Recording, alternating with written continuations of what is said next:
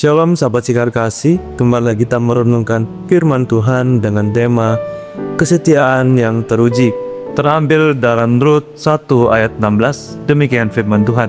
Tetapi kata Rut, janganlah desak aku meninggalkan engkau dan pulang dengan tidak mengikuti engkau, sebab kemana engkau pergi, kesitulah juga aku pergi. Dan di mana engkau bermalam, situ jugalah aku bermalam. Bangsamu lah bangsaku dan Allahmu lah Allahku.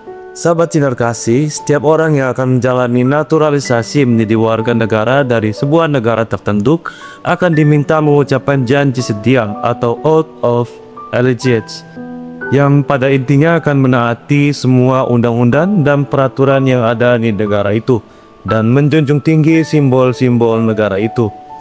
Dalam kisah yang kita baca hari ini dalam Alkitab, kita mendapati Rut mengucapkan janji setianya untuk selalu menemani Naomi mertuanya.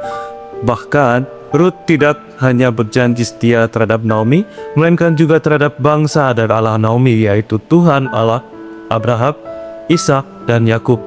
Janji setia Rut akhirnya teruji dan ia memperoleh anugerah dari Tuhan, yaitu menjadi istri Boaz dan menjadi salah satu dari nenek moyang Mesias, yaitu Yesus Kristus. Nah, bagaimana dengan janji setia kita menjadi pengikut Yesus Kristus? Apakah sudah teruji? Teruji oleh apa?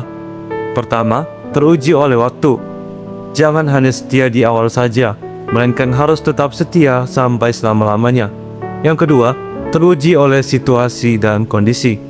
Ada yang setia kepada Tuhan Yesus Kristus hanya ketika situasi dan kondisinya aman dan nyaman. Tapi ketika badai kehidupan mulai menerbang, kemudian beralih kepada keyakinan yang lain. Ketiga, teruji oleh prestasi. Ketika masih menderita, setia dalam doa dan melayani Tuhan. Namun ketika sudah sukses, tidak setia lagi. Sahabat Sinar Kasih, biarlah kesetiaan kepada Tuhan, pasangan, keluarga, dan juga kepada bangsa dan negara semuanya teruji dengan baik. Kita lulus dalam berbagai ujian itu, dan kesetiaan kita pada akhirnya membuahkan mahkota kehidupan. Tuhan Yesus memberkati.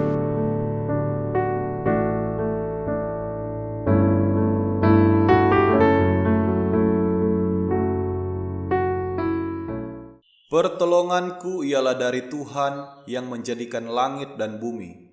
Aku berdoa supaya Ia menurut kekayaan kemuliaannya menguatkan dan meneguhkan kamu oleh rohnya di dalam batinmu, sehingga oleh imanmu Kristus diam di dalam hatimu dan berakar serta berdasar di dalam kasih. Semoga Allah sumber pengharapan memenuhi kamu dengan segala sukacita dan damai sejahtera dan dalam iman kamu, supaya oleh kekuatan Roh Kudus kamu berlimpah-limpah dalam pengharapan. Karena Allah lah yang mengerjakan di dalam kamu baik kemauan maupun pekerjaan menurut kerelaannya. Damai sejahtera Allah yang melampaui segala akal akan memelihara hati dan pikiranmu dalam Kristus Yesus. Amin.